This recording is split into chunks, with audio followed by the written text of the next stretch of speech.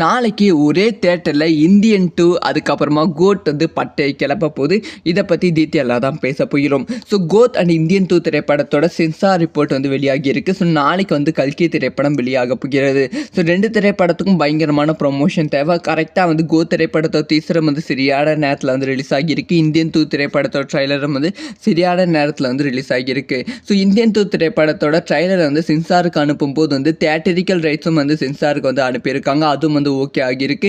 கல்கி படத்தோட சேர்த்தியை வந்து இந்தியன் 2 திரைப்படத்தோட ட்ரைலரையும் வந்து ஒவ்வொரு கல்கி திரைப்படம் முடியும் போதும் வந்து இருக்க போகுது அப்படின்னு சொல்லப்படுகிறது, போட போகிறாங்க அப்படின்னு சொல்லப்படுகிறது. அதனால் வந்து கமல் ரசிகர்கள் இந்தியன் 2 திரைப்படத்தோட ட்ரைலரை வந்து நீங்கள் வந்து ஸ்க்ரீனில் வந்து நாளையிலிருந்து பார்க்கலாம். அதை தாண்டி வந்து இன்னொரு விஷயம் என்னென்னா கோத்.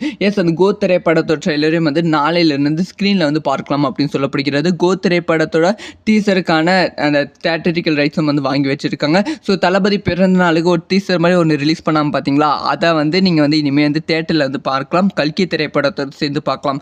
அதனால் வந்து நாளிலிருந்து கல்கி, அதுக்கப்புறமா இந்தியன் 2 ட்ரைலர், அதுக்கப்புறமா கோட் ஷாட்ஸ், இந்த மூணுத்தையும் வந்து ரசிகர்கள் கொண்டாட போகிறாங்க திரையரங்கில். இதை பற்றி உங்களோட ஒப்பீனியன் என்ன?